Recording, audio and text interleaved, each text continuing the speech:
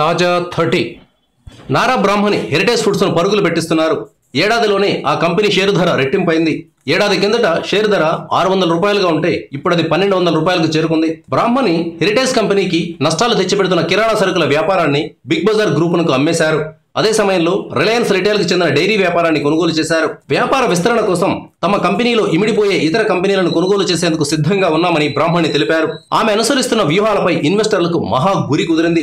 Heritage share విలువ భారీగా పెరిగినప్పటికీ ఆ కంపెనీ షేర్లను కొనేందుకు ఇప్పటికీ ఇన్వెస్టర్లు ఆసక్తి కనబరుస్తున్నారు. మన దేశంలో మిల్క్ ప్రొడక్ట్స్ కు డిమాండ్ అంతకంతకు పెరుగుతూ వస్తోంది. ఇది హెరిటేజ్ ఫుడ్స్ కు కలిసి వస్తోంది.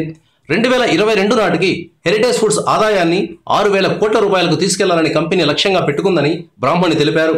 అంటే వచ్చే 5 ఏళ్లలో ఏడాదికి 25% చొప్పున గ్రోత్ రేట్ సాధిస్తేనే ఈ 6,000 కోట్ల రూపాయల లక్ష్యం సాధ్యమవుతుందని బ్రాహ్మణి వివరించారు. హెరిటేజ్ ఫుడ్స్ గత ఆర్థిక సంవత్సరంలో 2,643 కోట్ల రూపాయల ఆదాయాన్ని సంపాదించింది. ఈ మొత్తం ఆదాయంపై 67 కోట్ల రూపాయల నికర లాభాన్ని ఆర్జించింది. గత 4 ఏళ్లుగా కంపెనీ ఏడాదికి 13% చొప్పున గ్రోత్ రేట్ సాధిస్తోంది. 2016-17 నాటికి కంపెనీ నికర విలువ 300 కోట్ల రూపాయలుగా ఉంది. అదే సమయంలో కంపెనీ మార్కెట్ వాల్యూ 3,000 కోట్ల రూపాయలుగా ఉంది. కంపెనీ వద్ద 277 కోట్ల రూపాయల రిజర్వ్ నిధులున్నాయి. ఒక్కో షేర్ మీద 2015-16లో దాదాపు 24 రూపాయల నికర లాభం ఆర్జించిన హెరిటేజ్ ఫుడ్స్ 2016-17కు వచ్చేసరికి ఆ మొత్తాన్ని 29 రూపాయలకు చేర్చింది.